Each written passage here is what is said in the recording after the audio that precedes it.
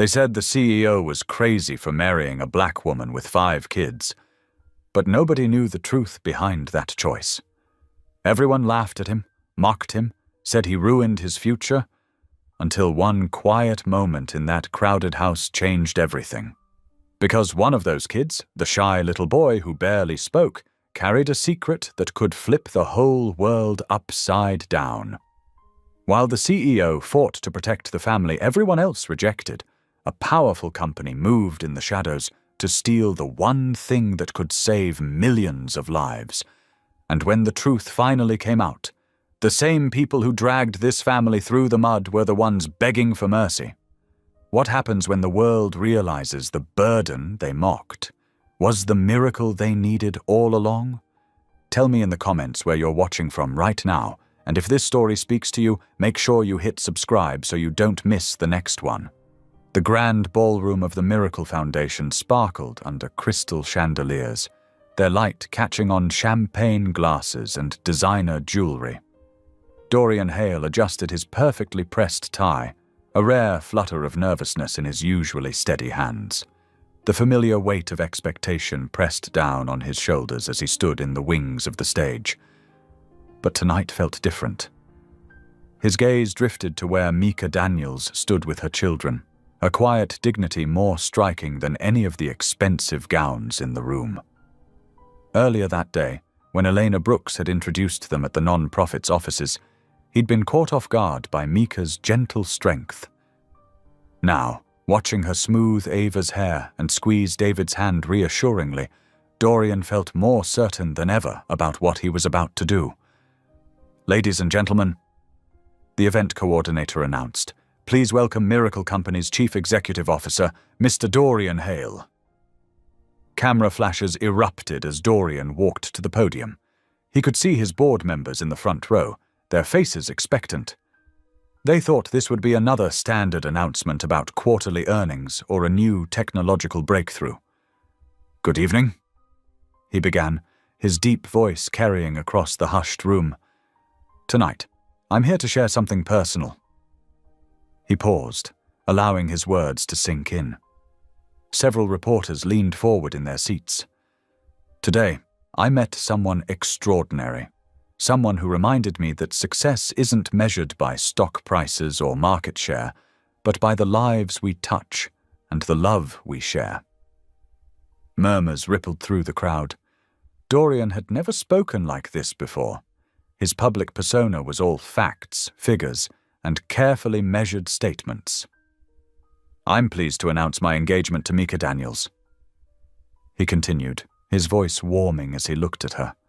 "She and her 5 wonderful children will be joining our Miracle Company family." The reaction was immediate. Gasps echoed through the ballroom. Phones appeared everywhere, recording the moment. In the front row, several boards. Members exchanged alarmed glances. But Dorian's attention was fixed on Mika and her children. Naomi stood tall beside her mother, chin raised despite the whispers around them. The twins, Jordan and Janai, held hands, their usual mischievous grins replaced by solemn expressions. Little Ava pressed closer to Mika's side, while David watched the lights dance across the ceiling, his fingers moving in familiar patterns. "I know this may come as a surprise," Dorian continued, his voice steady and clear. "But sometimes the most miraculous things in life are unexpected. Thank you for your attention this evening." As he stepped down from the stage, the room erupted in chaos. Questions flew from every direction. "Mr. Hale, is this a publicity stunt? How long have you known Ms. Daniels? What about company shareholders? Are you concerned about market reaction?" Dorian moved through the crowd with purpose, his tall frame creating a path toward Mika and her children. When he reached them, he placed a protective hand on Mika's back. "Ready to go?" he asked softly.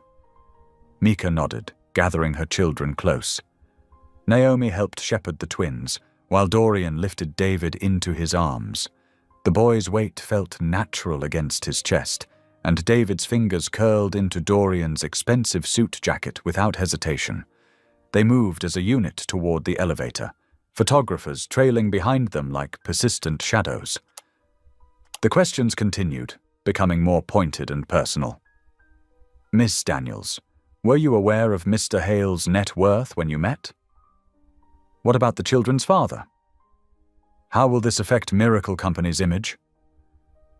Dorian pressed the elevator button, positioning himself between the cameras and the family.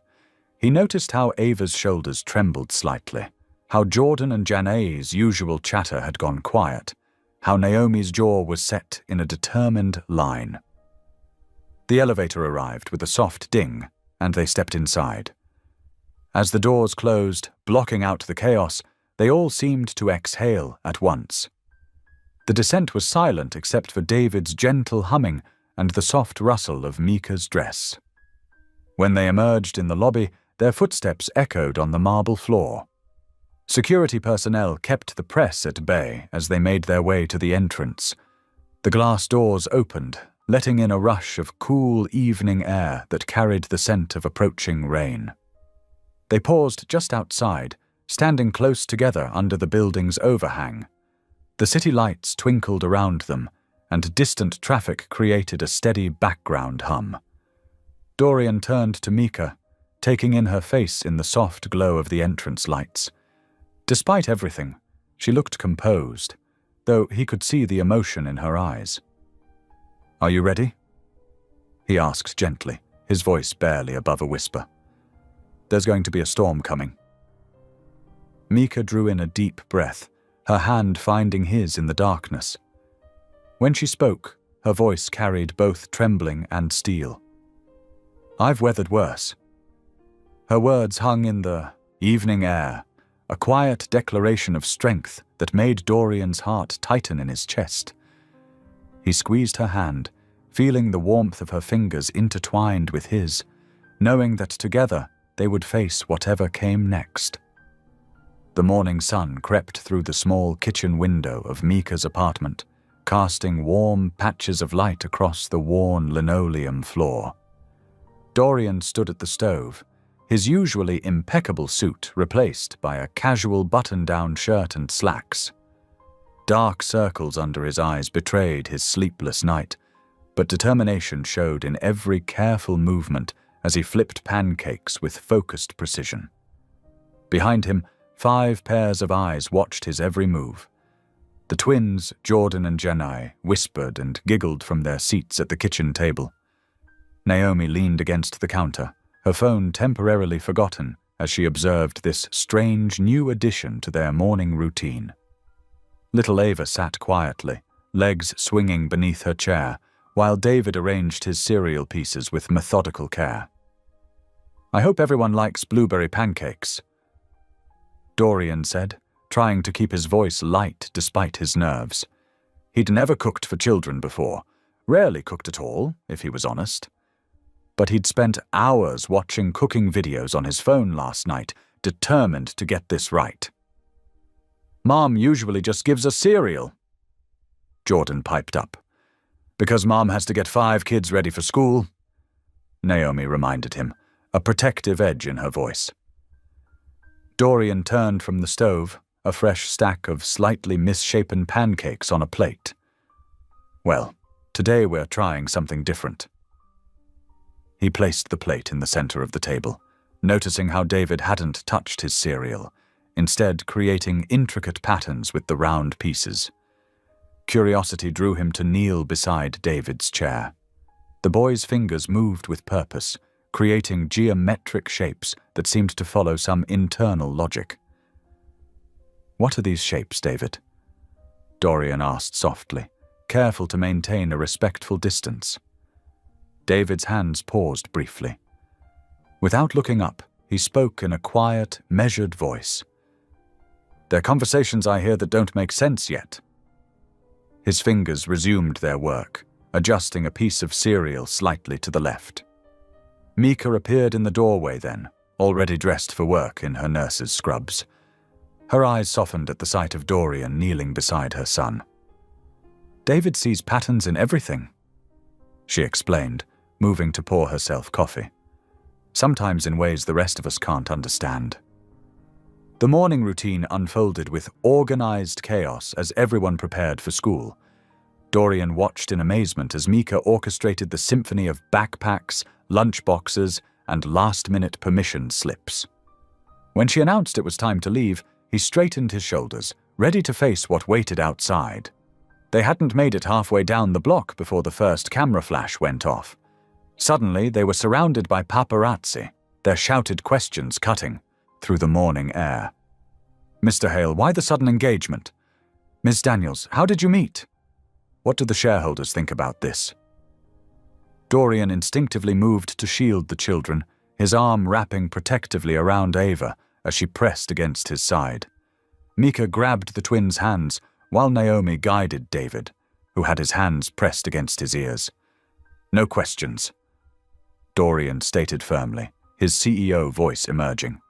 "These are children heading to school. Show some respect." But the cameras kept flashing, the questions growing more pointed and personal. How much is the prenup worth? What about the children's father? Is this a publicity stunt for Miracle Company? They managed to reach the school, where security finally held the photographers at bay. Dorian's heart ached as he watched the children hurry inside, their shoulders tense. Only David lingered, his hand trailing patterns on the brick wall before Mika gently guided him through the door. The day passed in a blur of emergency meetings and damage control. By evening, when they all gathered around Mika's small dining table, the internet was ablaze with opinions. Naomi scrolled through her phone, her expression darkening. "They're being horrible," she said, her voice tight. "Look at what they're saying about Mom." Dorian reached over and gently lowered her phone. "Those people don't know your mother," he said firmly. "Or this family." But the words were already out there, spreading like poison through social media. Dorian Hale has lost his mind. Gold digger with 5 kids. She'll destroy Miracle Company.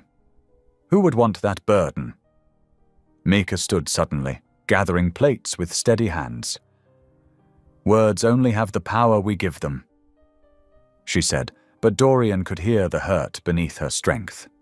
After dinner, while Mika helped Ava with homework, and the twins argued over video game turns, Dorian sat in the living room trying to draft a press statement. The couch dipped slightly as David appeared beside him, silent as a shadow. In his hands, he held a worn notebook. With careful movements, David placed the notebook in Dorian's lap. The pages were filled with intricate patterns, circles, lines, and shapes flowing together in complex arrangements. Some seemed to pulse with an almost mathematical precision, while others flowed like visual music. Dorian stared at the patterns, recognition slowly dawning in his mind. These weren't random drawings. They were communication systems, emotional landscapes translated into visual language. He looked at David, who watched him with quiet intensity, and found himself completely speechless. The notebook trembled slightly in his hands as understanding washed over him. This wasn't just a child's drawings. This was David inviting him into his world, showing him how he saw the conversations and connections that surrounded them all. In that moment, surrounded by the gentle chaos of family life, with David's notebook heavy with trust in his, Hans Dorian Hale, the man known for always having the right words, found himself in stunned silence. The kitchen was quiet that night, lit only by the soft glow above the sink. Most of the family had gone to bed, but David sat at the table with his notebook open, fingers tracing the intricate patterns he'd drawn. Dorian pulled up a chair beside him, tie loosened after the long day, his usual corporate polish softened by genuine curiosity.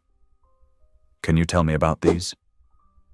Dorian asked softly, pointing to a spiral pattern that seemed to flow across the page. David's eyes remained fixed on his drawings as he spoke. "This is how Mom sounds when she's happy but trying not to show it," he explained, his voice barely above a whisper. "See how the lines get lighter here? That's when she's holding back a smile. Dorian leaned closer, fascinated. On the next page, angry red lines cut across gentle curves. And this one? That's from the playground, when kids say nice words but mean mean things. David's finger followed the harsh angles. The shapes show what they really mean. As David continued explaining, Dorian's analytical mind began racing. Each pattern was a precise visual representation of human communication, not just the words, but the complex layers of emotion, intention, and unspoken meaning beneath them. David wasn't just drawing pictures, he was creating sophisticated data visualizations of human interaction. "This is amazing, David," Dorian said, careful to keep his voice calm despite his growing excitement. "You can see all of this in how people talk?" David nodded, turning to a new page filled with interconnected circles. "Everyone has patterns. Most people don't notice them." He paused, glancing briefly at Dorian. "Yours are very straight, except when you look at Mom, then they get soft around the edges." Mika appeared in the doorway, wrapped in a worn robe.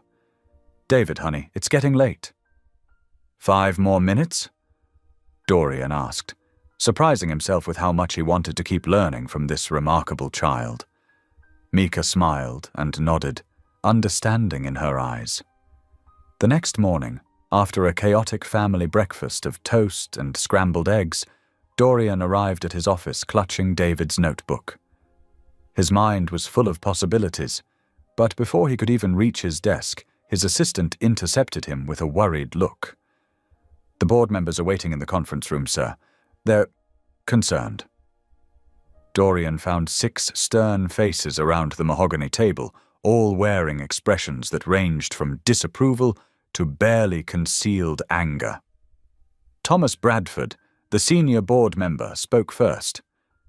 "This engagement announcement, Dorian, it's already affecting stock prices. You need to reconsider." "Reconsider?"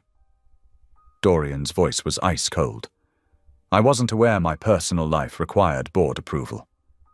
"A single mother of 5 children, one with special needs?" Another board member, Janet Pierce, cut in. "The optics alone will tank the company. Investors are nervous." Dorian placed David's notebook carefully on the table, his hands steady despite his rising anger. "My fiancée is a registered nurse who has raised 5 exceptional children while working full-time.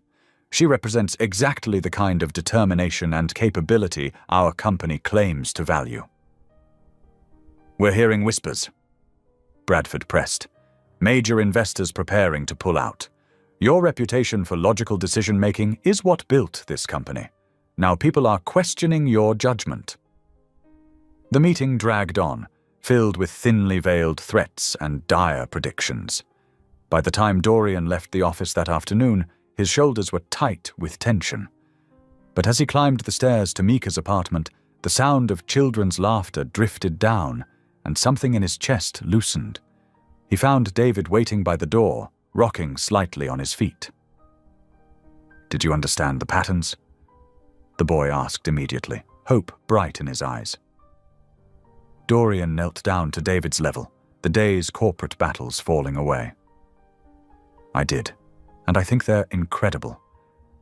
Would it be okay if I studied them some more?" David's whole face lit up, and he nodded enthusiastically before hurrying to get his spare notebook. Later that night, after the apartment had settled into sleep, Dorian sat at the kitchen table with both of David's notebooks open before him. His own notebook was filled with sketches and ideas, flowing diagrams that showed how David's visual language could be translated into communication software, something revolutionary that could help people understand each other better, bridge the gaps between different ways of thinking. His pen moved quickly across the paper, drawing connections, making notes. He was so absorbed in his work that he didn't notice Mika watching from the doorway until she spoke. "You really see him, don't you?" Her voice was soft, full of wonder. Dorian looked up, his eyes bright with possibility. He's brilliant, Mika. The way he perceives communication, it's like nothing I've ever seen. This could change everything. She moved to stand behind him, one hand resting lightly on his shoulder as she looked at his notes. "Just be careful," she said quietly. "People have tried to use his gifts before, and it never ends well." "I promise," Dorian said firmly, covering her hand with his own. "This is about helping him share his brilliance with the world, on his own terms." In their plush offices across town, unbeknownst to Dorian, members of the Miracle Company legal team were already gathering, their computers glowing late into the night as they crafted strategies to protect corporate interests, no matter the cost to this unexpected new family. The morning sun filtered through worn curtains as Mika moved around her small kitchen, the sizzle of pancakes on the griddle filling the air with a sweet, homey scent. Dorian sat at the kitchen table, his tie loosened and sleeves rolled up, watching the organized chaos of a family morning unfold around him. "Mom, have you seen my history book?" Naomi called from down the hall. "Check under your bed, sweetie." Mika flipped a perfectly golden pancake while helping Ava tie her shoelaces. The twins, Jordan and Janai, raced through the kitchen, nearly colliding with David, who was carefully arranging his backpack contents in a precise order that made sense only to him. Dorian felt the tension from yesterday's board meeting slowly melting away. Here, in this warm kitchen with its mismatched chairs and crayon drawings on the fridge, corporate politics seemed distant and unimportant. "Would you like another pancake?" Mika asked, her smile gentle as she noticed his empty plate. "Please," he said, realizing he was actually hungry for the first time in days. "These are incredible. Mom makes the best pancakes," Ava declared solemnly, maple syrup dotting her chin. The drive to school was filled with kid chatter and pop music from the radio. Dorian found himself relaxing into the rhythm of it all, exchanging knowing looks with Mika in the rearview mirror as the children debated the merits of different superhero powers. After drop-off, though, reality crashed back as he drove to Miracle Company headquarters. The board meeting loomed ahead, and his briefcase felt heavy with David's notebooks and his own late-night sketches. The conference room was already full when he arrived, faces both familiar and wary around the long table. Dorian took a deep breath, remembering David's quiet confidence when explaining his patterns. "Before we begin the regular agenda," he said, standing at the head of the table, "I'd like to share something that could revolutionize how we approach communication technology." He began laying out papers, explaining the concept of pattern-based communication, inspired by David's unique way of perceiving conversations. Imagine software that could analyze not just words, but emotional patterns, subtle shifts in tone, the layers of meaning we often miss. Initially, he saw the skepticism he expected: raised eyebrows, exchanged glances, a few poorly hidden smirks. But as he continued, showing examples of David's intricate drawings and how they could be translated into actionable data, the atmosphere in the room shifted. This is extraordinary," muttered Dr. Chen, their head of research and development, leaning forward to study the patterns. The applications could be endless, from improving AI responses to helping people with communication difficulties. "The market potential is significant," added Sarah Martinez, their chief financial officer, her calculator already in hand. "If we could patent this approach—" Dorian felt a surge of pride, both for David's brilliance and for having recognized its value. But then he caught whispered comments between board members.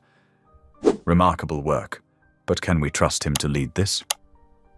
His judgment lately has been questionable. Too much personal drama." The rest of the meeting passed in a blur of budget discussions and quarterly projections, but Dorian could feel the undercurrent of doubt. These people who had once respected his every decision were now watching him like he was a liability. That evening, he couldn't wait to share the news with Mika. The kids were doing homework in their rooms when he explained how the board had recognized the potential in David's work. But instead of excitement, he saw worry cross Mika's face. She set down the dish she was drying and turned to face him fully. "Dorian," she said softly, her voice carrying years of protective maternal instinct. "I need you to understand something. David isn't just gifted, he's vulnerable. His whole world can be thrown off balance by the smallest change in routine. And he's been hurt before, by people who claimed they wanted to help, but really just wanted to use his abilities for their own gain."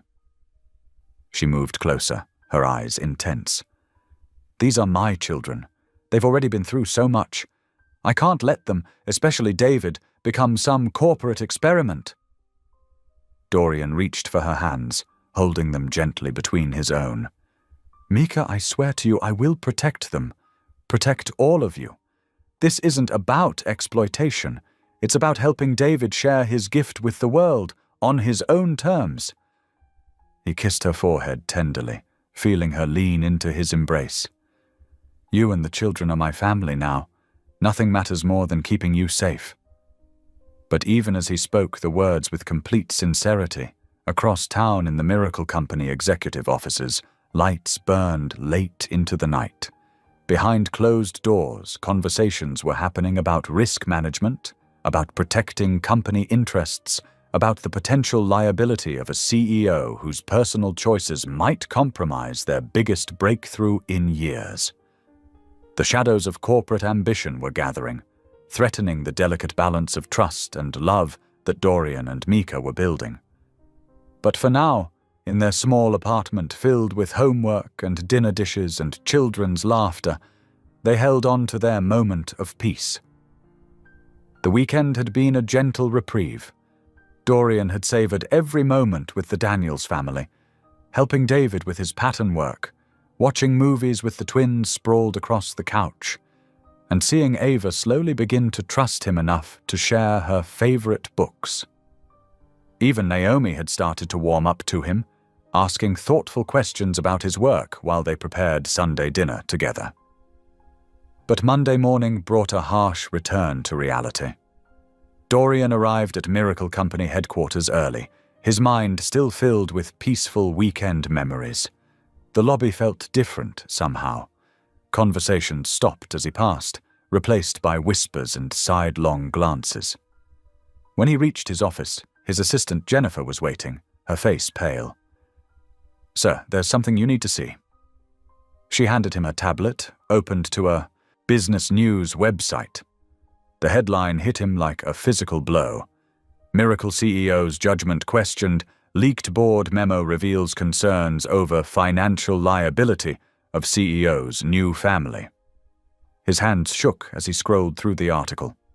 The leaked memo detailed board discussions about Mika and her children, referring to them as significant financial burdens, and questioning whether Dorian's emotional attachment to this situation has compromised his ability to lead effectively. Worse were the comments below the article. Anonymous users spewed racist vitriol, calling Mika a calculating gold digger and making crude remarks about her 5 dependents. Some suggested she had trapped him, while others questioned her motives as a single mother. Dorian's phone buzzed, a text from Mika. His heart sank as he read, "Need to go to the kids' school. Naomi and the twins are having a rough day. Call when you can." He called immediately, stepping into a private conference room. Mika answered on the first ring, her voice tight with controlled emotion. "What happened?" he asked, already dreading the answer. "Some kids showed their parents the news articles," Mika explained quietly. "They've been taunting them all morning, called Naomi a gold digger's daughter. The twins got into a fight defending her." Dorian closed his eyes, rage building in his chest. "Are they okay?" "They're shaken up. I'm heading there now. Jordan has a split lip, and Janny won't stop crying. Naomi's trying to be strong, but Mika's voice cracked slightly. I know how to handle this kind of thing. We've dealt with it before, but they shouldn't have to. No, they shouldn't. Dorian agreed, his voice hard. I'm going to fix this. He ended the call and strode toward the main conference room, where he knew the board was gathering for their morning meeting. His assistant called after him. Sir, they specifically said not to disturb. He pushed open the heavy doors, interrupting the conversation inside. 12 faces turned to look at him, some surprised, others carefully blank. Would anyone care to explain? He said, his voice dangerously quiet. Why my family is being discussed in leaked memos as a liability? Board Chairman Richard Matthews cleared his throat. Dorian, this is neither the time nor the place. It's exactly the time and place. Dorian cut him off. Right now, 3 children are being bullied at school because someone in this room decided to leak private discussions to the press. My fiancé is being slandered online, and I want to know why. The board has legitimate concerns. Sarah Martinez spoke up. Your recent decisions. My recent decisions include identifying revolutionary technology that could transform this company's future. Dorian interrupted. Technology that came from one of those children you're so concerned about. That's precisely the point, Matthews said.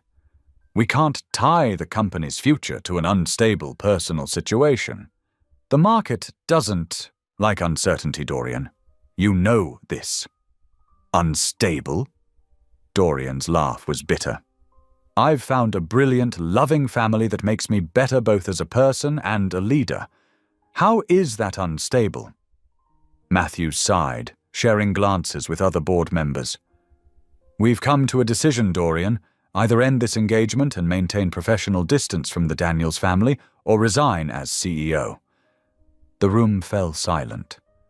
Dorian looked at each face around the table, people he'd worked with for years, people he'd trusted. Now they were asking him to choose between his position and his heart. He reached into his jacket pocket and pulled out his phone.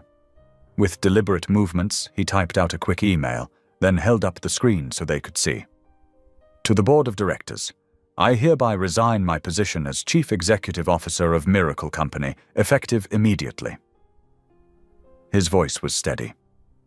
I won't work with people who would ask me to abandon my family for profit. He turned and walked out, ignoring their calls for him to wait, to discuss, to reconsider. His mind was already on his next destination. Mika's apartment. The sun was setting when he arrived, casting long shadows through the living room windows. He found Mika in the kitchen, making hot chocolate, a comfort remedy for difficult days. The children were in the adjacent room. He could hear their murmured conversations. She looked up as he entered, immediately reading his expression. What happened? Dorian pulled the printed copy of his resignation letter from his briefcase and placed it on the kitchen table. Mika's eyes widened as she read it. Dorian, she whispered, reaching for his hands. They were trembling, he realized, as her warm fingers wrapped around his. From the doorway came small gasps. The children had gathered, watching. Naomi's face showed understanding beyond her years. Jordan's split lip was set in a determined line, and Jana's eyes were red from crying. David stood slightly apart, his fingers moving in familiar patterns at his sides, while Ava clung to her older sister's hand. Sunlight filtered through the thin curtains of Mika's living room as the family gathered the next morning. The children sat in a circle on the worn carpet, their faces reflecting varying degrees of concern.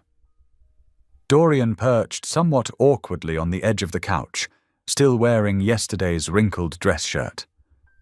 Mika stood by the window, her hands wrapped around a steaming coffee mug. I know things seem scary right now, she began, her voice gentle but firm. But we're going to be okay. We've handled changes before. Are we going to be poor? Iva asked quietly, hugging her stuffed rabbit closer. Dorian leaned forward, meeting the little girl's worried eyes. "No, sweetheart. I have savings, and your mum is still working. We just need to be more careful with money for a while." Mika nodded, taking a seat beside him. "My cousin Marcus has that rental house on Oak Street. It's smaller than this apartment, but it's in a good neighborhood near your school. He's offering us a fair rate." "But all my friends are in this building," Janne protested, her bottom lip trembling. Jordan nudged his twin sister. "You can still see them at school, dummy." "Don't call your sister dummy," Mika corrected automatically. "And yes, you'll still see your friends. Oak Street is only 15 minutes away." Naomi, ever practical, was already making lists on her phone. "When do we need to move out?" "The lease here ends in 2 weeks," Mika explained. "Marcus says we can move in whenever we're ready." David, who had been silent throughout the conversation, suddenly stood up and disappeared into his room. He returned moments later with his worn sketchbook, pressing it into Dorian's hands. The pages were filled with intricate geometric patterns, somehow both ordered and organic. "These are about moving," David said softly, his fingers tracing the lines. "See, everything changes but stays connected." Dorian studied the patterns, amazed once again by the boy's unique way of processing the world. "You're right, David. We're all still connected, even in a new place." The next few days passed in a blur of cardboard boxes and packing tape. Dorian threw himself into the physical labor, finding an odd comfort in the methodical work of dismantling furniture and wrapping dishes in newspaper. His expensive suits hung forgotten in garment bags as he adopted a uniform of jeans and t-shirts. The rental house on Oak Street was indeed modest, a 2-story structure with peeling white paint and a small front yard. But it had character, with built-in bookshelves and a kitchen window that caught the morning light. Dorian hired movers for the heavy furniture, but insisted on handling the personal items himself, wanting to show the family he wasn't afraid of hard work. "The twins can share this room," Mika directed, pointing to a space upstairs. "Naomi and Ava can take the bigger one, and David needs the quiet room at the end of the hall." Dorian wiped sweat from his forehead, setting down another box of books. "Where should we put your desk?" "Oh, I usually just work at the kitchen table," Mika said with a shrug. "Not anymore," Dorian insisted. "You need a proper workspace for your writing."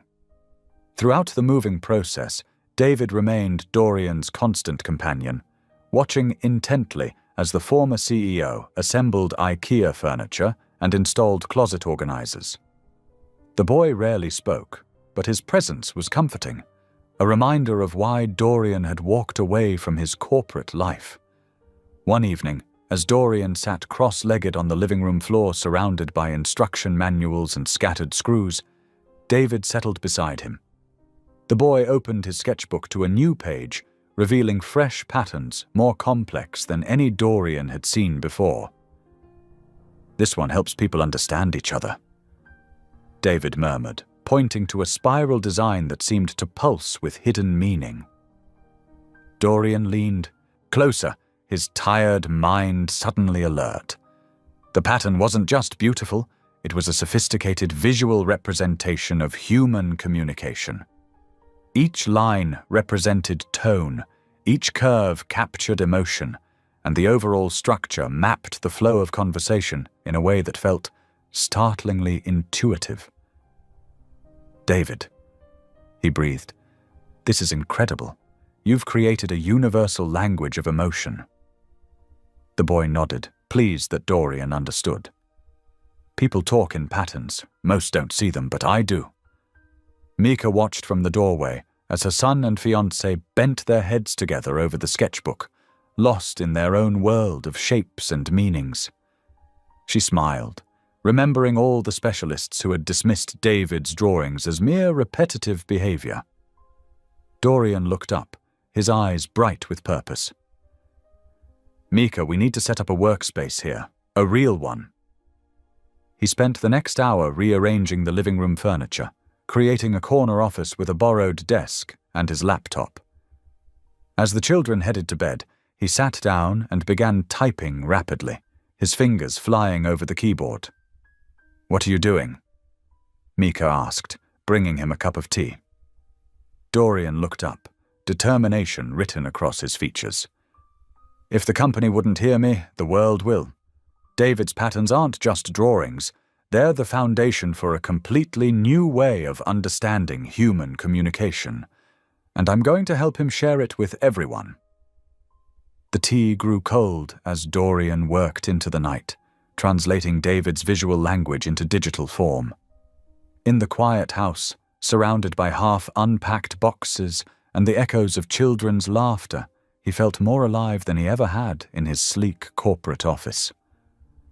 Mika watched him work, her heart full of both hope and worry. She knew the road ahead wouldn't be easy, but seeing Dorian fight for her son's vision with such passion made her believe that maybe, just maybe, they could create something extraordinary together. The makeshift workspace looked out of place in their modest living room, a former CEO's command center wedged between a second-hand couch and the kids' toy box. But somehow it felt right. This wasn't about corporate success anymore. It was about family, understanding, and the brilliant mind of a little boy who saw the world in patterns. The gentle hum of Dorian's laptop filled the makeshift office corner of their new living room.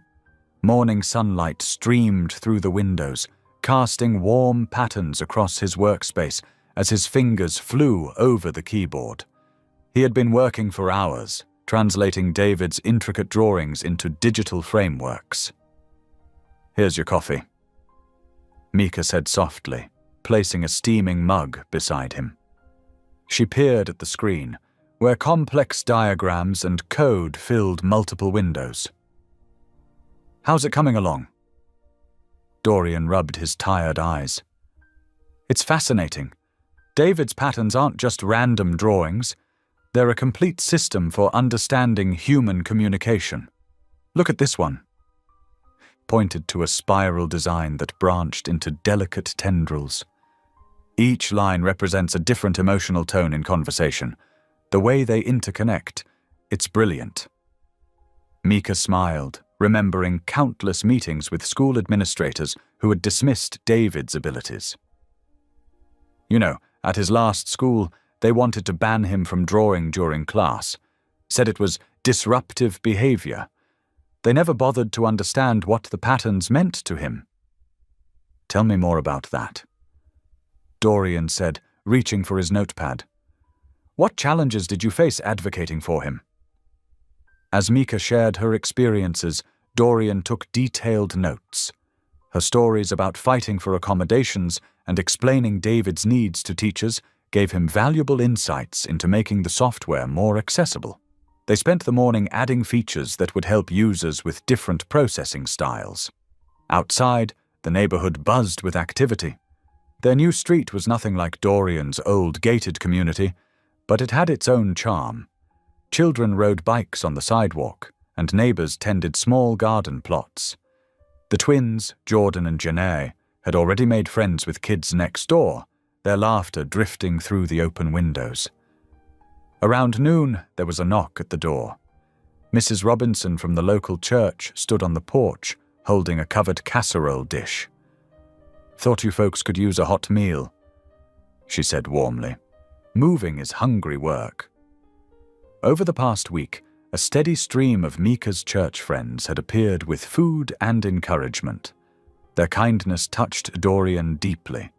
It was so different from the calculated networking of his corporate world.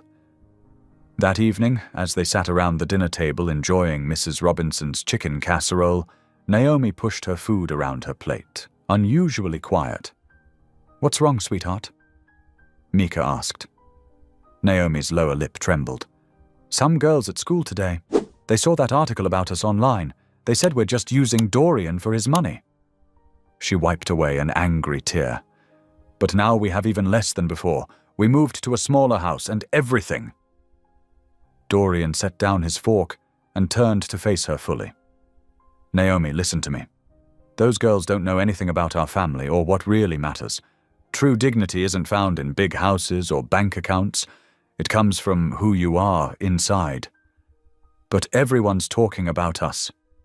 She whispered. Let them talk. Dorian said firmly.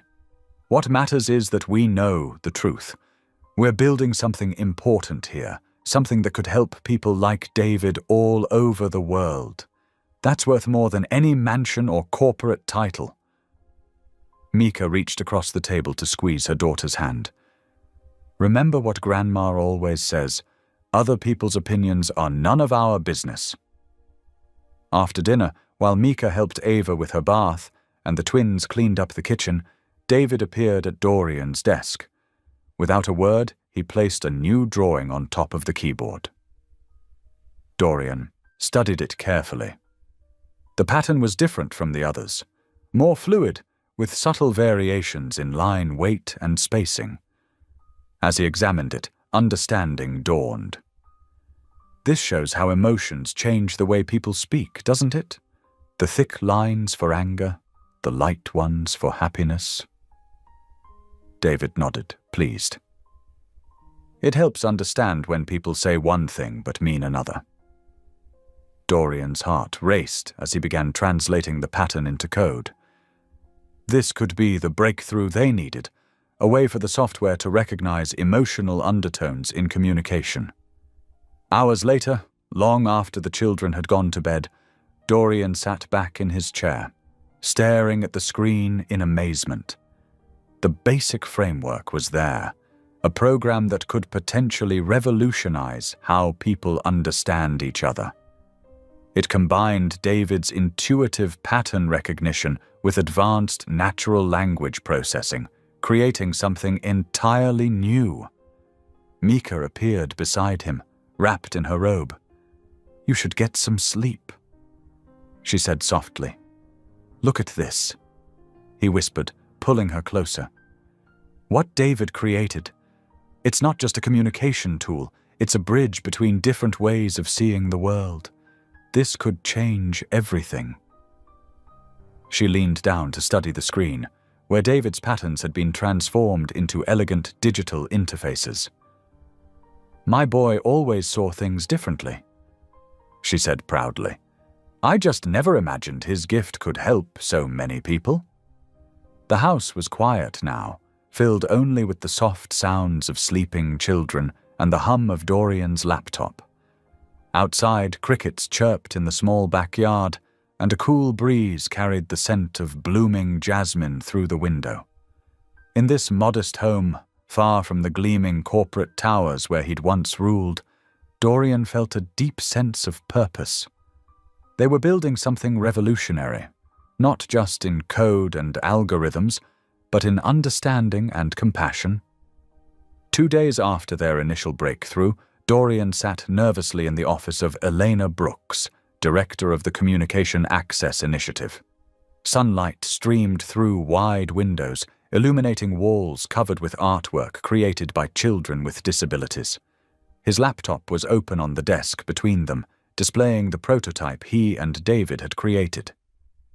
I've always admired Miracle Company's innovation, Elena said, adjusting her glasses.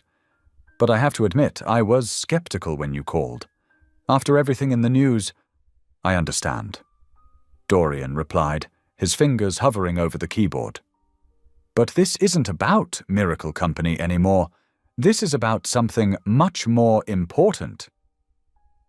He launched the program, and David's patterns came to life on the screen, transformed into a sleek interface. Elena leaned forward, her professional detachment giving way to genuine interest as Dorian demonstrated how the system translated emotional patterns into clear communication pathways. This is extraordinary, she breathed, studying the flowing lines and subtle color variations. The way it maps emotional undertones to visual patterns, I've never seen anything like it. My fiancé's son David created the original concept, Dorian explained proudly. He sees communication differently than most people. We just helped translate his vision into something others can use. Elena's eyes widened. Would you consider letting us test this with some of our families? We work with several nonverbal children who've struggled with traditional communication methods. That's exactly why we developed it, Dorian said, feeling a surge of hope. When would you like to start? Meanwhile, across town, Mika navigated morning traffic in their old minivan, glancing in the rearview mirror at her children. David sat quietly in the back, drawing in his ever-present notebook.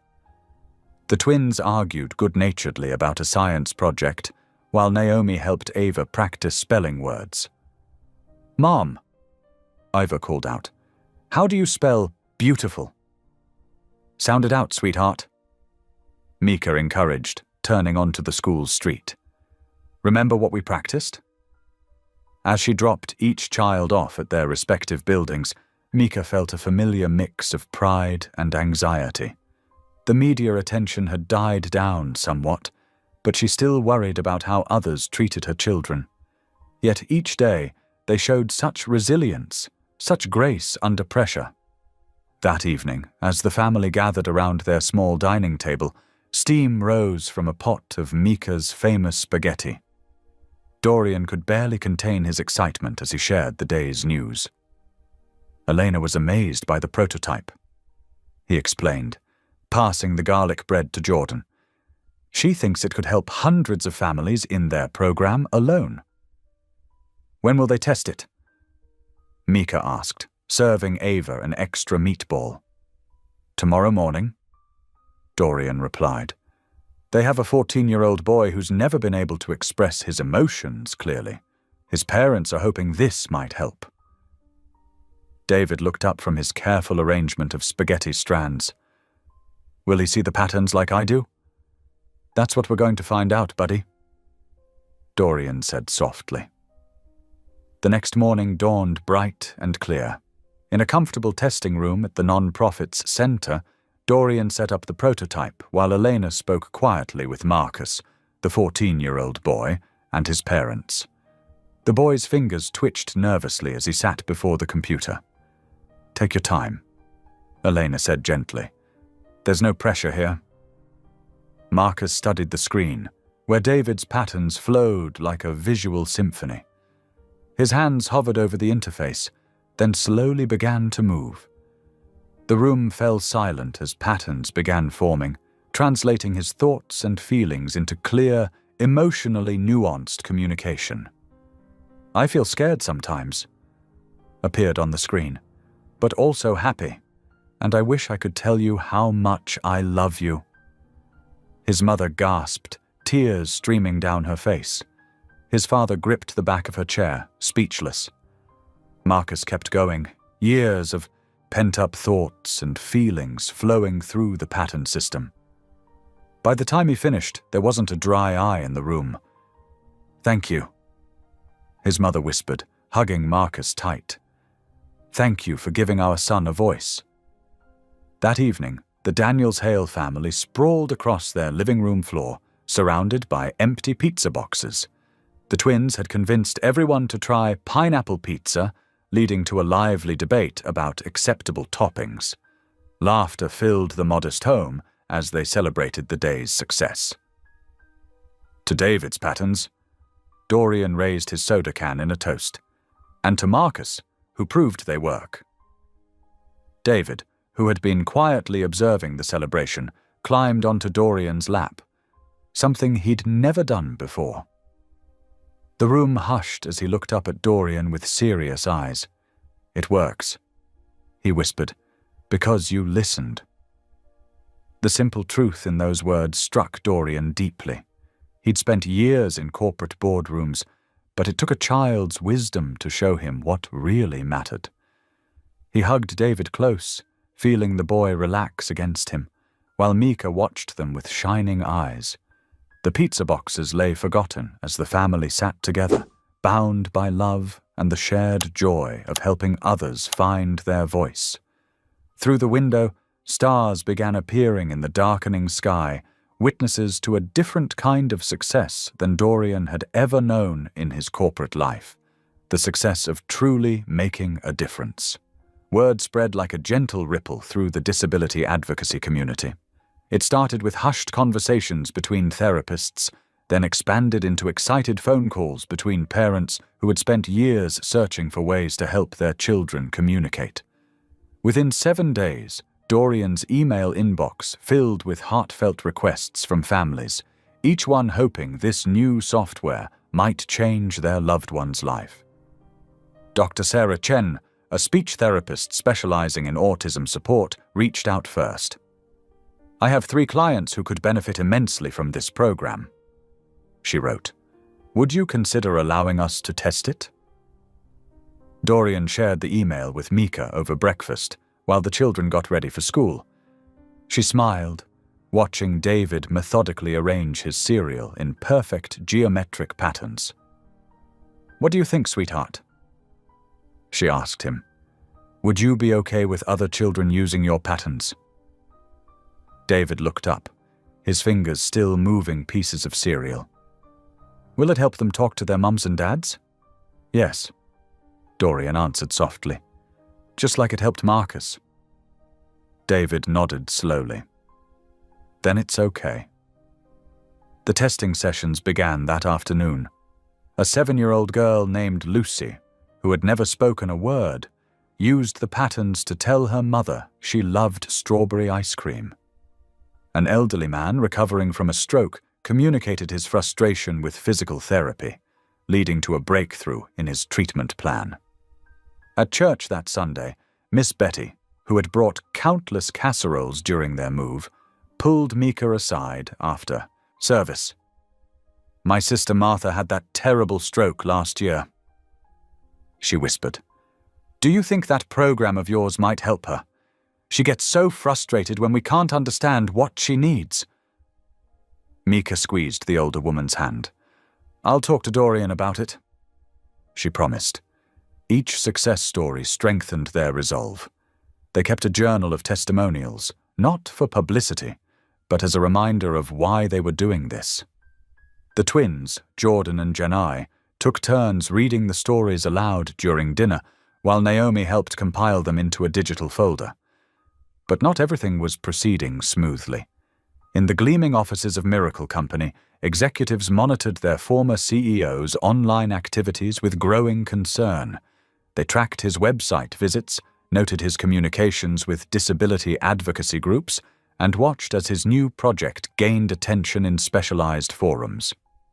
"He's developing something," Margaret Walsh, head of legal affairs, told the board, and based on the timing, it might be connected to his work here. Unknown to Dorian and his family, teams of lawyers began combing through his old contracts, searching for clauses about intellectual property and non-compete agreements. One sunny afternoon, while Mika helped Ava with her homework, her phone rang. The caller identified herself as Rachel Martinez from the Tech Chronicle. "Mrs. Daniels, we're doing a feature on corporate transitions and family dynamics. Would you be willing to share your perspective on life after Miracle Company? Our readers are particularly interested in how your children have adjusted." Mika's hand tightened on the phone. "I appreciate your interest," she replied firmly. "But we're focusing on our family's privacy right now. The children need stability, not publicity." "But surely the public has a right to know." "The public has a right to respect our boundaries," Mika interrupted gently. "Thank you for understanding." She ended the call and took a deep breath, reminding herself of what truly mattered. That evening, as the family prepared dinner together, Dorian learning to make Mika's grandmother's cornbread recipe while the twins set the table, he noticed David sitting alone in the corner of the living room. The boy's notebook lay unopened in his lap, his usual enthusiasm for pattern drawing notably absent.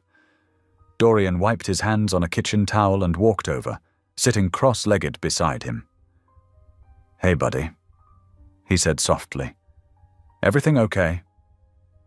David didn't look up, his fingers tracing invisible patterns on the notebook's cover. The silence stretched between them, comfortable, but heavy with unspoken worry. What if they take my conversations? David finally whispered, so quietly Dorian had to lean closer to hear. What if they make them wrong? Dorian's heart clenched, understanding the deep fear behind those simple words. David wasn't just worried about losing his patterns. He was afraid of losing his voice, his way of making sense of the world. Listen to me, Dorian said, gently turning to face David. Your patterns, your conversations, they come from in here. He tapped David's chest, right over his heart. Nobody can take that away, not ever. I promise you that. But what if they try? Then they'll have to get through me first, Dorian said firmly. And your mom, and Naomi, and the twins, and Ava. We're a family. We protect each other. David looked up then, his eyes meeting Dorian's. A small smile tugged at the corner of his mouth. Like a fortress? Exactly like a fortress, Dorian agreed. The strongest kind. After dinner, the family gathered in the living room. Ava chose their favorite show about baby animals, and they squeezed together on the worn but comfortable couch. David sat between Dorian and Mika, his notebook open again, occasionally drawing patterns that matched the gentle rhythms of their laughter. Naomi spread a blanket across everyone's laps, while Jordan and Janae argued good-naturedly about who got the last cookie. The TV cast a soft glow across their faces as they watched baby penguins learn to swim, the simple joy of being together healing the day's worries. In their cozy living room, surrounded by love and warmth, they remained unaware of the storm gathering in Miracle Company's legal department. Teams of lawyers worked late into the night, preparing documents and strategies, their computer screens casting harsh shadows across stacks of contracts and corporate regulations. But for now, in their home, there was only the sound of family. Ava's delighted giggles at the baby animals, the twins' playful bickering, Naomi's quiet humming, and David's pencil scratching new patterns into his notebook. Mika leaned her head against Dorian's shoulder, feeling grateful for these precious moments of peace. The community center buzzed with anticipation. Sunlight streamed through tall windows, warming the worn linoleum floors where nearly 100 people sat in folding chairs. Parents clutched hands with non-verbal children. Caregivers accompanied elderly stroke survivors. Speech therapists and special education teachers lined the walls, notebooks ready. Dorian stood at the front of the room, his usual corporate polish softened by days of working from home and helping with school runs.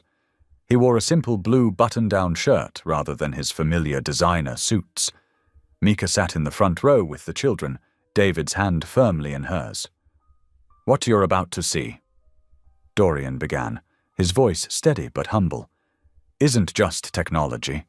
It's a bridge between different ways of understanding each other." He gestured to a large screen behind him. "And I want to be clear. This wouldn't exist without the brilliant mind of an 8-year-old boy who sees patterns in human communication that most of us miss completely." David ducked his head, but Mika could see the proud smile tugging at his lips. The demonstration began with simple examples, showing how the program translated emotional patterns into clear visual signals. The audience leaned forward as Dorian explained how it could help people who struggled with traditional communication methods. "We have a volunteer," Dorian said, "who's agreed to try the system today." He nodded toward the side of the room where Marcus Chen sat in his wheelchair. The 65-year-old former English teacher had suffered a severe stroke 2 years earlier, leaving him unable to speak. His daughter Sarah, a young woman in her 20s, stood beside him, nervously adjusting her glasses. Marcus's weathered hands shook slightly as Dorian helped him position the tablet. The room fell silent. Sarah knelt beside her father's wheelchair, her eyes bright with hope and fear. The program activated, its interface glowing softly. Marcus touched the screen, his fingers moving through patterns that David had first drawn in his notebook. Colors shifted, shapes flowed, and then words appeared. "My precious daughter." The computer voice spoke, clear and gentle. "Every day I've wanted to tell you." Sarah's hand flew to her mouth. Marcus continued working with the tablet, his movements becoming more confident. "How proud I am of you. How much I love you. How much I miss our talks about books and poetry. I love you, my beautiful girl." Sarah burst into tears, wrapping her arms around her father. Throughout the room, people wiped their eyes. Mika squeezed David's hand, and he squeezed back, his face glowing with quiet joy. The demonstration continued for another hour, with more volunteers trying the system. Each success brought fresh tears and hugs. David watched it all, occasionally drawing new patterns in his notebook when he saw something that could make the program even better. As people filed out afterward, many stopped to thank Dorian and ask when the software would be widely available. Parents of nonverbal children shared stories of years of frustration, now replaced with hope. Speech therapists requested trial versions for their clinics. "This will change lives," one elderly woman said, gripping Dorian's hand. "Bless you for creating it." "The credit goes to my stepson," Dorian replied, looking at David with pride. "He showed me the way." The family drove home together, tired but happy. They ordered pizza to celebrate, and even David ate in the living room, a special treat usually reserved for movie nights. The joy of the afternoon still hummed through their home like a gentle current. Then Dorian's phone buzzed. He pulled it out, expecting another message from the community center. Instead, his face went pale. "Dorian?" Mika asked, setting down her pizza. "What's wrong?" He stared at the screen, his hands starting to shake. "It's from Miracle Company's legal department." The children grew quiet. Even the twins stopped their usual playful bickering. Dorian read the message, each word falling like ice into the warm family moment. "They're claiming ownership of the software," he said finally. "They say because I conceived it while employed there, it belongs to them. They're threatening to sue if we don't cease all development and hand over all materials." "But that's not true," Naomi protested. "David made the patterns. We all saw him." Dorian's phone buzzed again. They've released a press statement." His voice cracked. "They're saying David's involvement is fiction, that I'm using a child for publicity. They're calling it a manufactured story to generate sympathy." Mika's hands began to tremble. Tears rolled down her cheeks as she pulled out her own phone, seeing the story already spreading across social media. Comments ranged from skeptical to cruel, with many accusing them of exploiting David's autism for attention. David stood up slowly, his pizza untouched. Without a word, he walked to his room. The sound of his door closing echoed through the sudden silence. Ava started crying softly. The twins huddled together on the couch, their earlier joy evaporated. Naomi moved to comfort her little sister, but her own eyes were bright with angry tears. The family sat around the dinner table, the half-eaten pizza growing cold. Mika wiped her eyes with a napkin, trying to stay strong for her children, but feeling overwhelmed by the cruelty of it all. Dorian stared at his phone, his face a mask of shock and rage. From down the hall, they could hear David opening his dresser drawers. He was gathering up his notebooks, the source of all his patterns, all his beautiful ways of seeing the world. Then came the sound of paper being crumpled. Mika moved to stand up, to go to him, but stopped when they heard the thud of notebooks being thrown into his trash can. David, who had spent years expressing himself through those patterns, was choosing silence instead. The family remained at the table, stunned and heartbroken as the evening darkness crept in around them. No one spoke. No one needed to. The weight of what had been stolen from them, not just the software, but David's trust in sharing his gift with the world, sat heavy in the air between them. The morning sun struggled to brighten the kitchen as Mika made breakfast, her movements mechanical and distracted. The usual morning chaos was replaced by a heavy silence that seemed to press against the walls. Even the twins, Jordan and Janai, picked at their cereal without their usual playful banter. Dorian sat at the kitchen table, his coffee growing cold as he reviewed the legal documents one more time. His laptop displayed an email from attorney Patrick Cole confirming their 9 o'clock meeting. The clock on the wall ticked steadily toward the hour. "I made you some toast," Mika said softly, placing a plate beside him. Her eyes were shadowed from another sleepless night. "Thank you," Dorian replied, though he couldn't imagine eating. His stomach was tied in knots of worry and anger. David's empty chair at the table seemed to mock them. For the first time since moving in together, he had refused to come out for breakfast, staying curled up in his bed despite Mika's gentle coaxing. At 8:45, Dorian gathered his files and stood up. Mika stepped close, straightening his tie with trembling fingers. "Whatever the lawyer says," she whispered, "we'll face it together."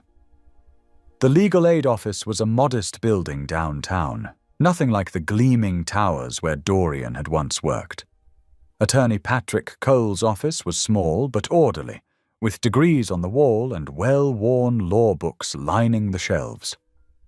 "I've reviewed the initial filing," Patrick said, adjusting his reading glasses as he spread the papers across his desk. "Miracle Company isn't wasting any time. They're seeking an immediate injunction to stop all development and demonstrations of the software." Dorian leaned forward in his chair. "But they have no right to it. The concept came entirely from David's patterns." Patrick's expression was grave. "The problem is their employment contract. It contained a clause stating that any intellectual property conceived during your employment belongs to them, even if developed after hours. But I didn't conceive it then," Dorian protested. "I only saw the potential of David's patterns after I resigned." "Can you prove that?" Patrick asked quietly. "With concrete evidence?" Dorian's silence was answer enough. "They have deep pockets," Patrick continued, removing his glasses to clean them thoughtfully. "They can drag this out for years. Their legal team will argue that you had access to company resources and expertise while employed there, which influenced the development. So they can just steal a child's work." Dorian's voice cracked with frustration.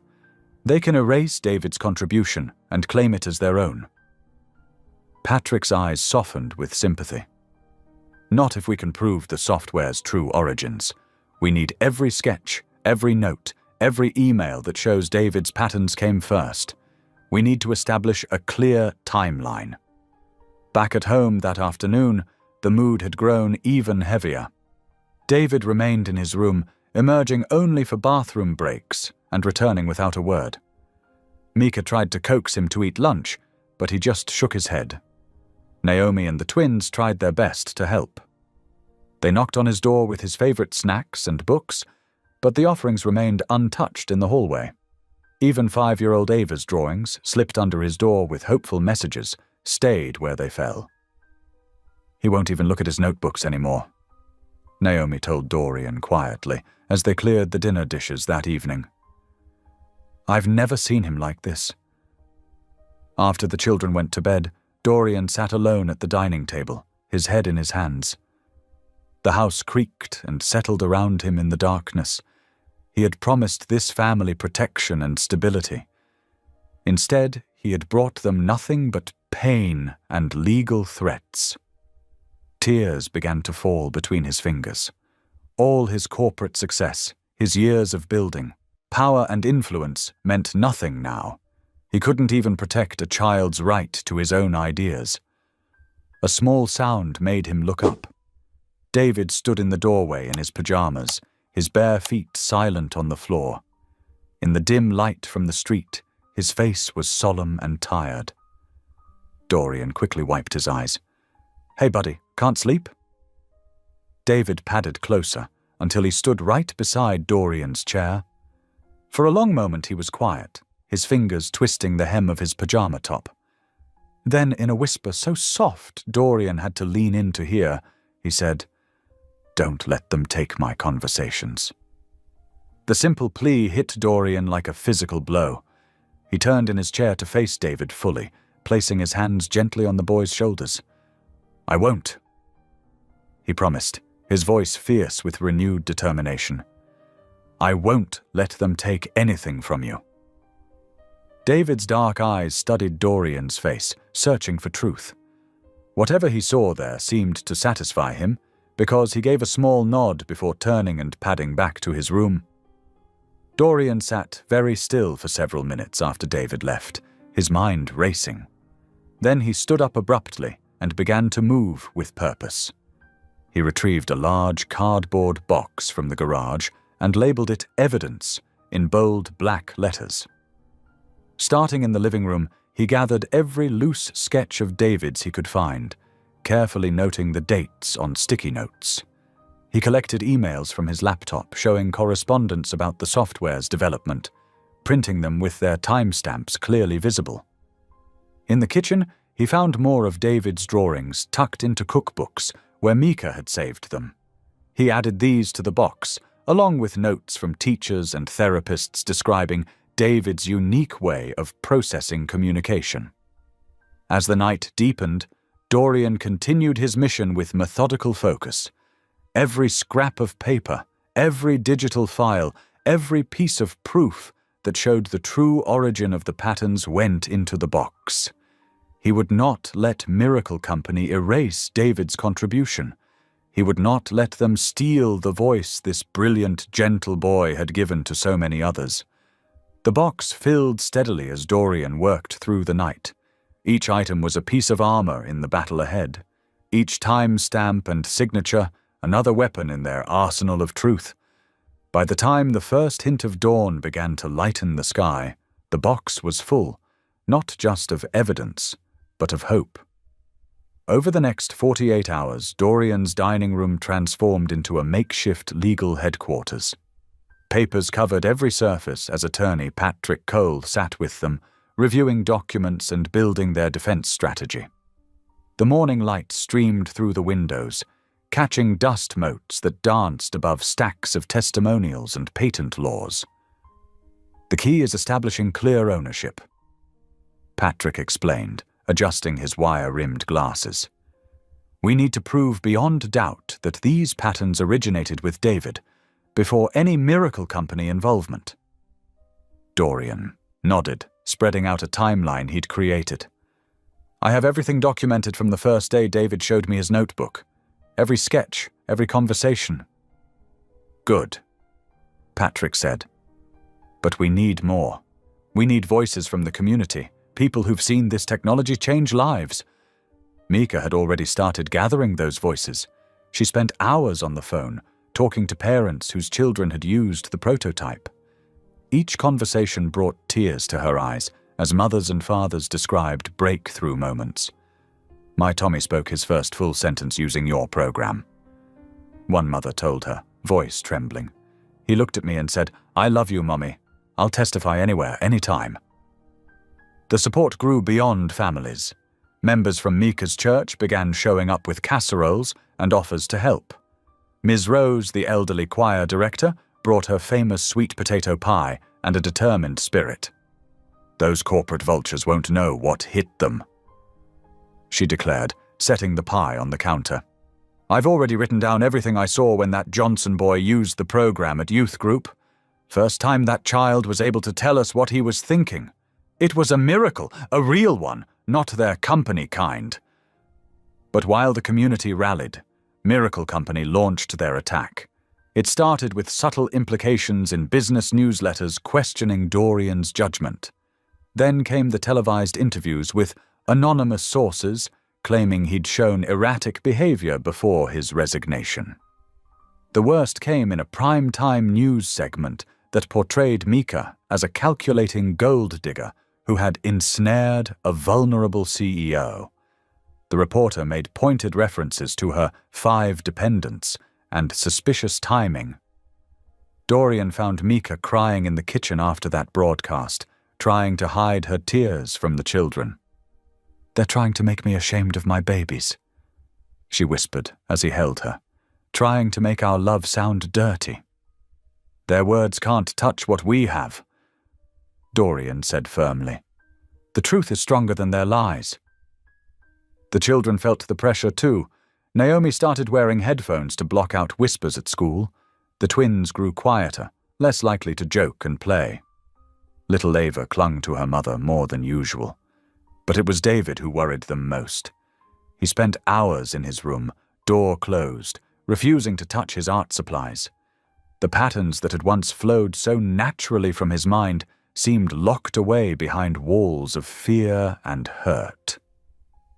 Then came the turning point. It happened after dinner on the second night, as Dorian helped clear the table. David appeared in the doorway, clutching his sketchbook, the first time he'd held it in days.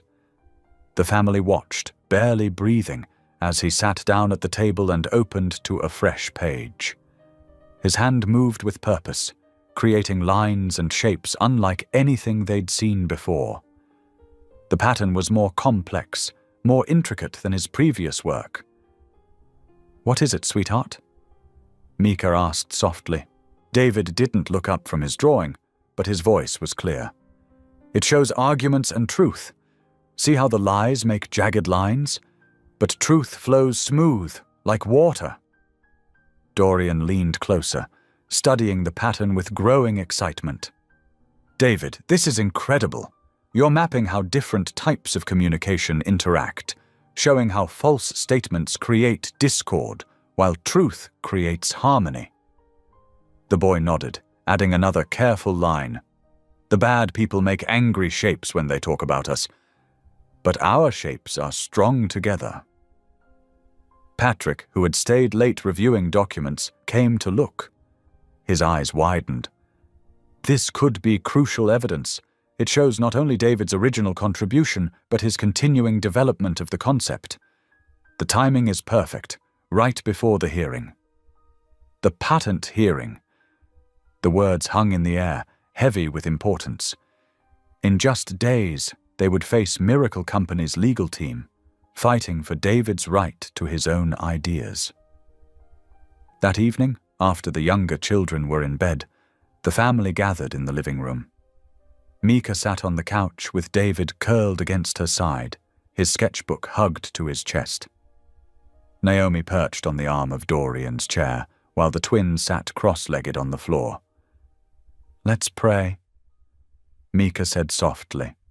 It wasn't a suggestion, but a necessity, as natural as breathing. They joined hands, forming a circle of connection. Even David, who usually struggled with physical touch, reached out to hold his mother's hand and Janet's. Mika's voice rose, strong and clear in the quiet room. "Lord, we thank you for bringing us together as a family.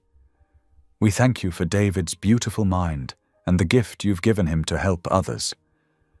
We ask for strength in the days ahead, for wisdom in the hearing, and for truth to shine through all the darkness.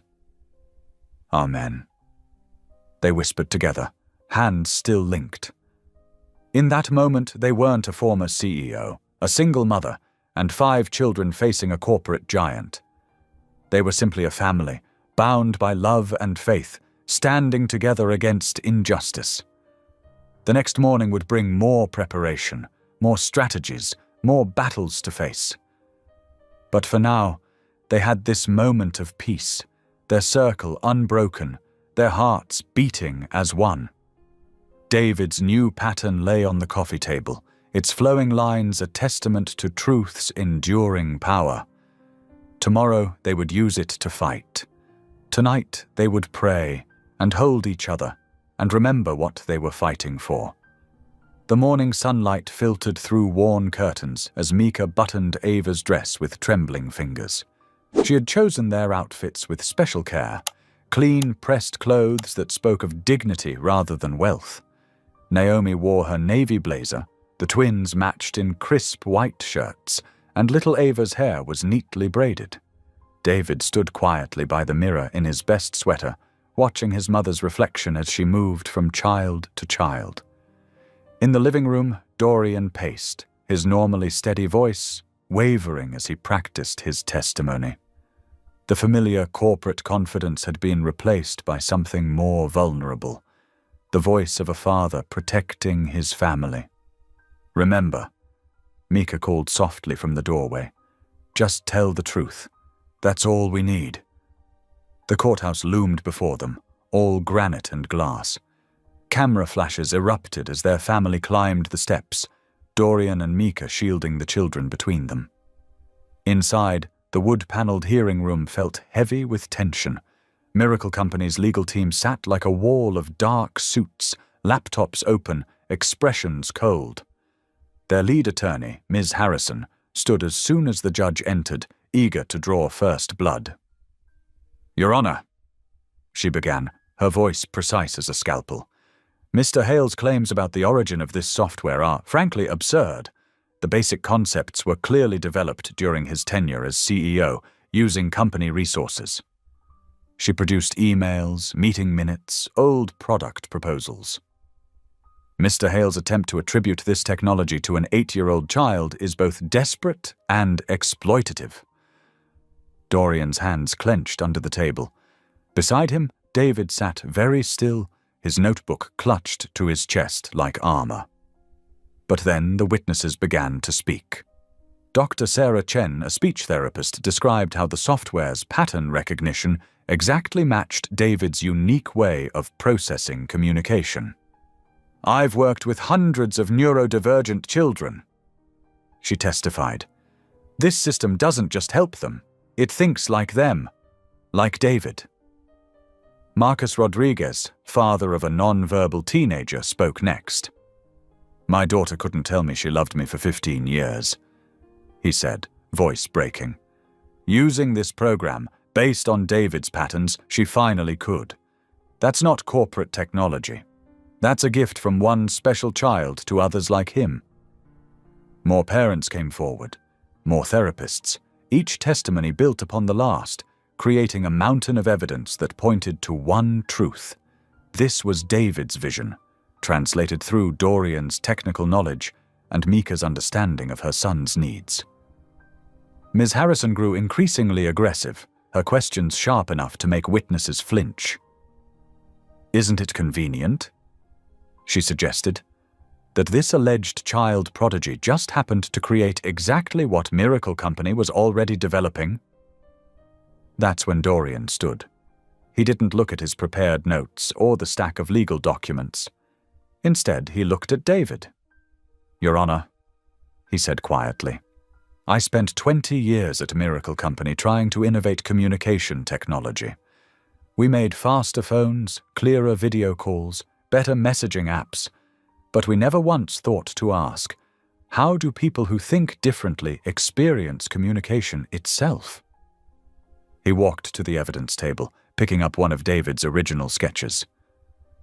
"David showed me that for him, every conversation is a pattern. Emotions create shapes. Truth has a different texture than lies. He doesn't just see communication, he understands its architecture." The room had grown very still. Even Ms. Harrison seemed caught by the sincerity in Dorian's voice. "I didn't create this software," Dorian continued. "I simply helped translate David's brilliant mind into computer code. Every feature, every interface element comes from his patterns. And I can prove it." That's when David moved. Without speaking, without being prompted, he stood from his chair. The notebook he'd been holding, his very first one, filled with the original patterns, was clutched in his small hands. Mika caught her breath as David walked forward. He rarely approached strangers willingly, rarely put himself at the center of attention. But now he moved with quiet purpose to the judge's bench. The judge, an older woman with kind eyes behind stern glasses, leaned forward as David opened the notebook. Page after page of intricate patterns spread before her, the raw, pure source of what would become revolutionary software. The silence in the room was absolute. Even the court reporter's fingers had stilled on her keyboard. They all watched as the judge studied the patterns, her expression shifting from professional neutrality to something like wonder. When she finally looked up, her voice was slightly unsteady. "I am calling for a formal evidentiary review," she announced. "These materials—" She paused, looking again at David's notebook. "These materials require thorough examination." David turned away from the bench, walking back to his family with steady steps. Mika reached for him, and he let himself be held, his face pressed against her shoulder. Dorian's hand came to rest protectively on the boy's back. The judge was still speaking, setting dates and procedures, but the heart of the matter had already been decided in that moment of silence, when truth, expressed through a child's pure vision, had cut through all the corporate noise. The notebook lay open on the judge's bench, its patterns a testament to David's unique brilliance and the power of seeing the world through different eyes. The shift in public opinion began like a gentle wave that grew into a tsunami. Social media, which had been so cruel just days before, now overflowed with touching videos of families using David's communication patterns to connect with their loved ones. A mother in Seattle shared footage of her teenage son, who hadn't spoken in 12 years, using the software to tell her about his dreams. The video went viral overnight, gathering millions of views and shares. Comments flooded in. "This is what real innovation looks like. That corporate giant tried to steal from a child. Shame on them. David Daniels is a hero to special needs families everywhere." Morning shows picked up the story, running segments that highlighted how David's unique way of seeing communication had revolutionized the field. Tech blogs that had previously mocked Dorian's mid-life crisis now praised his courage in standing up to miracle, company, and recognizing genius in unexpected places. Mika's phone buzzed constantly with notifications. Former critics, including some who had written particularly nasty articles about her, sent carefully worded apologies. She read them with quiet dignity, responding graciously but keeping her guard up. The memory of their cruelty was still fresh. "Mom," Naomi said one evening, scrolling through her phone. "They're calling David a visionary." Mika smiled softly, watching David and Dorian at the dining room table, heads bent together over the latest version of the software. "He always was," she replied. "The world just needed time to see it." In the week leading up to the final hearing, Dorian and David worked tirelessly to refine the program. David's patterns had evolved, becoming even more sophisticated. He could now map not just emotional tones, but complex social dynamics, helping users navigate group conversations and understand subtle social cues. "Look at this," Dorian said one afternoon, calling Mika over to the computer. On screen, a demonstration showed how the software could translate a business meeting's undercurrents into visual patterns. Power dynamics, hidden agendas, genuine collaboration all became visible through David's unique lens. "It's beautiful," Mika whispered, squeezing David's shoulder. Her son beamed, a rare, full smile lighting up his face. The twins, Jordan and Jana, took to practicing their presentations for the judge. "David's patterns are like magic," Jordan would declare dramatically in the living room. "They help people understand each other." Little Ava, usually shy, made cards for everyone involved in the case, drawing her own version of David's patterns in crayon. "For understanding," she wrote carefully on each one. The morning of the final hearing arrived crisp and clear. Mika woke early to press everyone's clothes and make a proper breakfast, though nervous excitement made it hard for anyone to eat. They gathered in the living room, a family circle, hands joined. "Whatever happens today," Dorian said, looking at each face in turn, "we already won because we stood together for truth." David, wearing his best blue sweater, nodded solemnly. He carried his latest notebook, filled with even more advanced patterns he'd created specifically for the demonstration. The courthouse steps were crowded with supporters. Families who had benefited from the software stood holding signs. "Thank you, David." And "Innovation comes from the heart, not the boardroom." News cameras rolled as the family walked in, hands linked in a chain of unity. Inside the courtroom, Dorian took the stand one final time. His testimony wasn't filled with technical jargon or legal arguments. Instead, he spoke from the heart. "When I first met David," he began, his voice steady but full of emotion, "I was a man who measured success in profit margins and market share. I thought I knew what innovation meant." He paused, looking at David. "But this remarkable 8-year-old boy showed me that true innovation comes from seeing the world differently and having the courage to share that vision." The room was completely silent as Dorian continued. "David doesn't just see patterns. He sees the architecture of human connection. He understood something that all our corporate research missed. Communication isn't just about transferring information. It's about bridging the gaps between different ways of experiencing the world." Tears shone in his eyes as he looked directly at David. "I am honored to have helped bring your vision to life, son, and I am even more honored to be your father." David, who usually avoided eye contact, met Dorian's gaze and held it.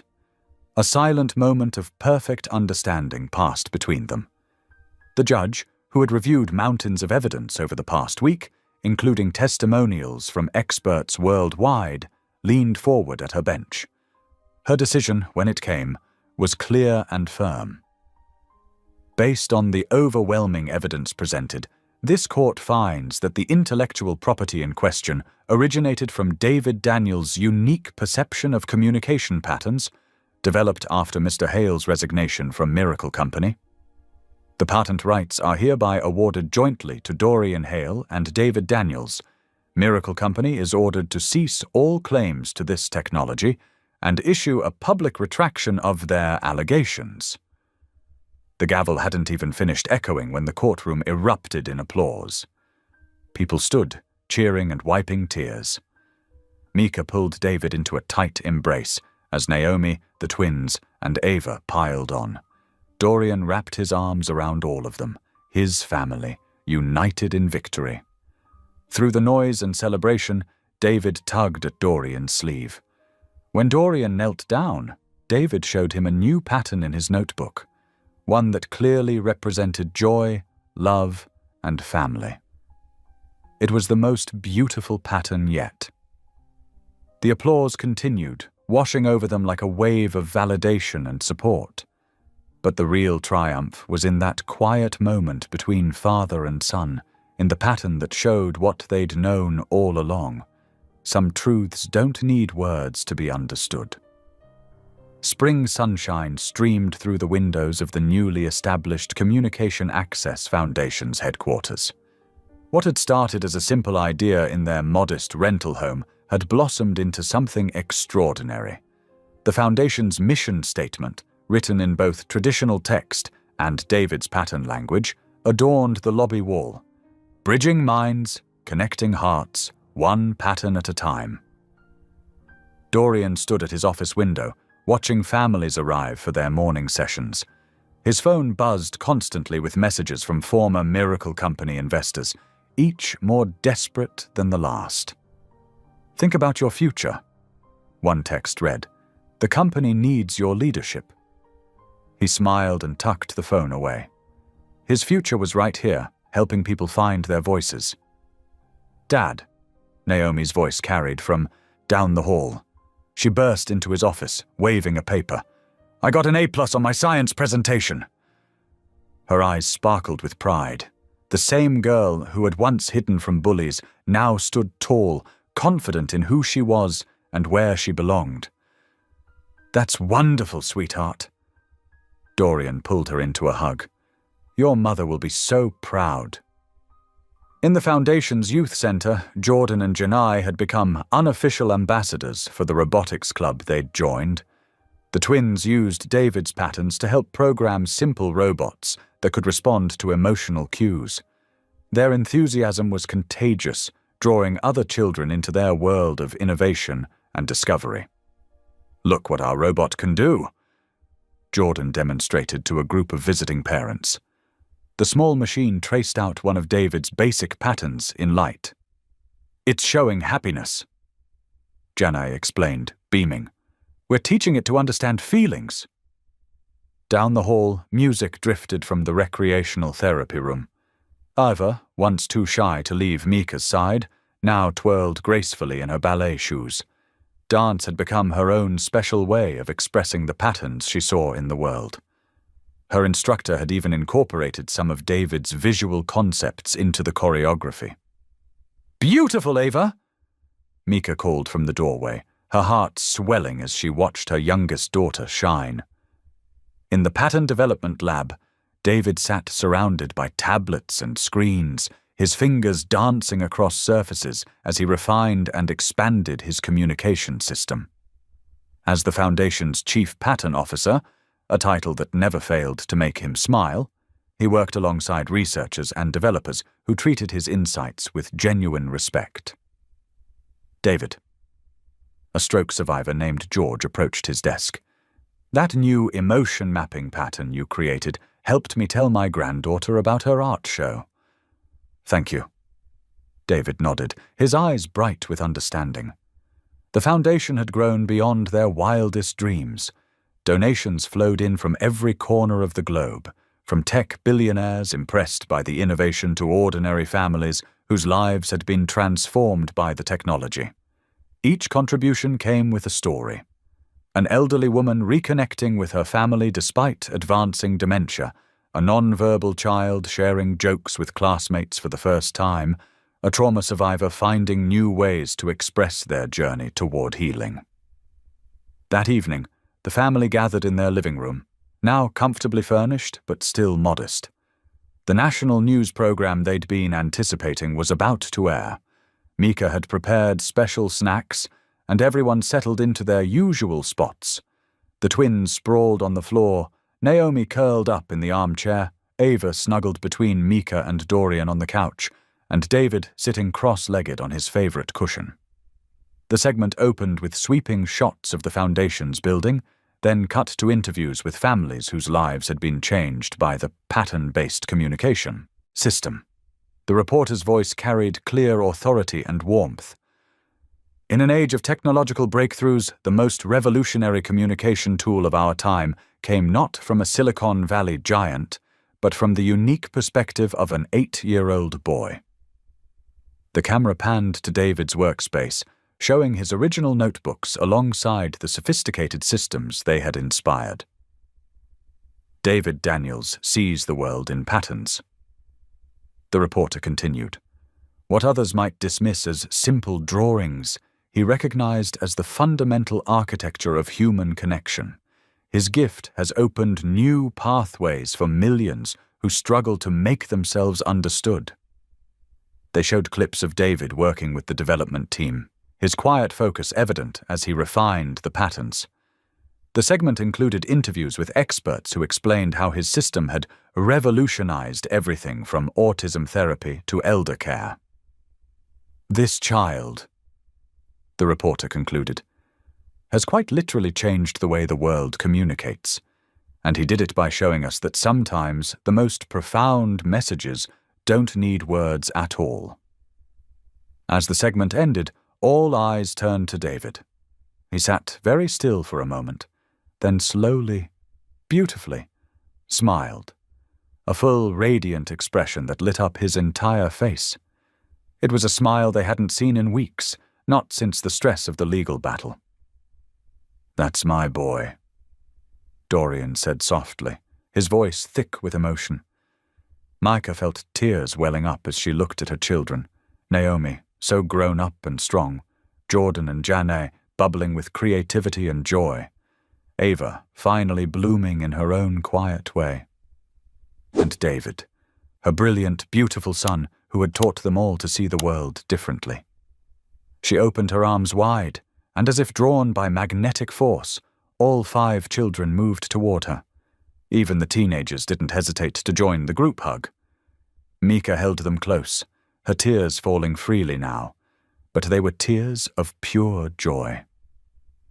"I'm so proud of all of you," she whispered, her voice trembling with emotion. "So very proud."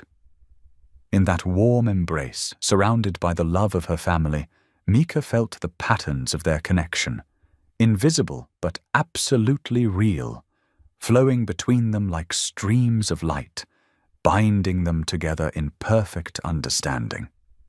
The old church glowed with late afternoon sunlight, streaming through stained glass windows, casting rainbow patterns across the wooden pews.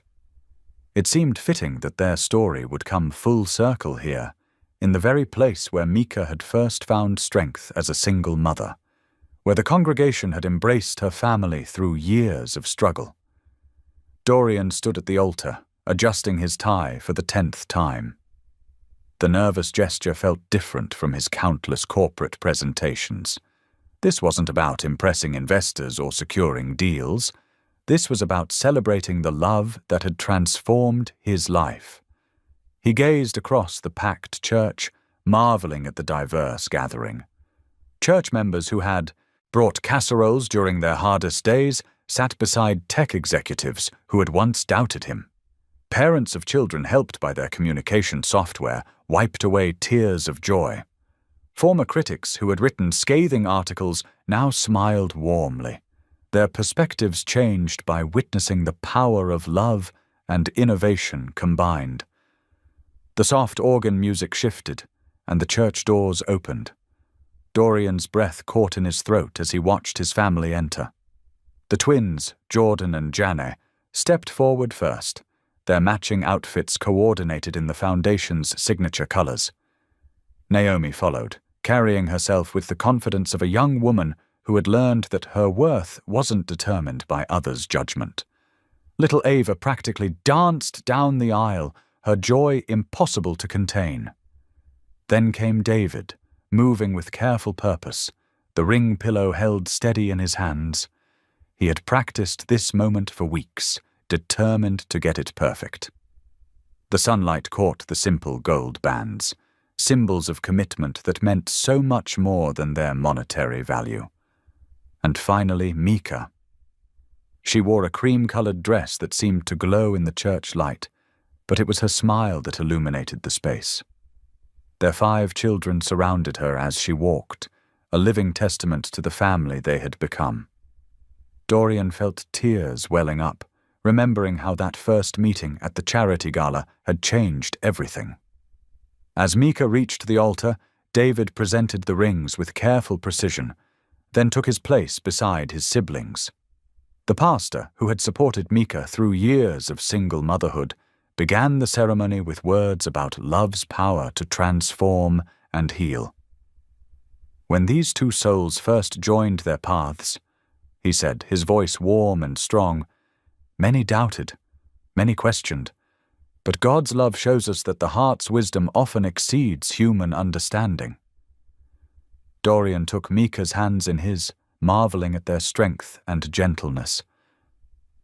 "Mika," he began, his voice thick with emotion, "you and your children showed me what real success looks like. It's not in quarterly reports or stock prices. It's in morning pancakes and homework help and goodbye kisses. It's in watching David change the world with his beautiful mind. It's in hearing the twins laugh and seeing Naomi stand tall and watching Ava dance. You didn't just give me a family, you gave me a soul."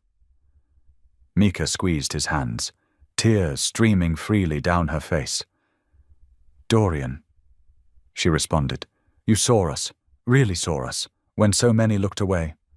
You chose love over power, family over fortune, and truth over convenience. You became not just my partner, but a father who shows our children daily what integrity looks like.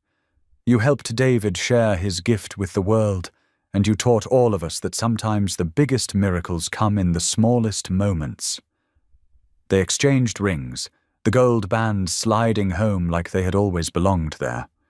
The pastor pronounced them renewed in their vows, and the church erupted in applause and cheers. The family walked together into the sunlit courtyard, where rose petals drifted on the warm breeze.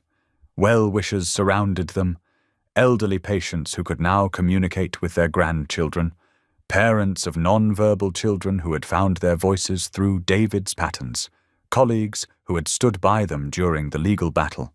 Dorian pulled Mika close, breathing in the familiar scent of her perfume mixed with the roses. "They said I was crazy for loving you and your children," he whispered in her ear. "But loving you was the only sane thing I ever did." She laughed softly, pressing closer to him as their children danced around them in the falling petals. Later, as they drove home together, the windows down and the warm air rushing in, the car filled with the sound of family. Naomi humming along to the radio, the twins debating their latest robotics project. Ava giggling at something David had drawn. Mika reached over and squeezed Dorian's hand where it rested on the steering wheel.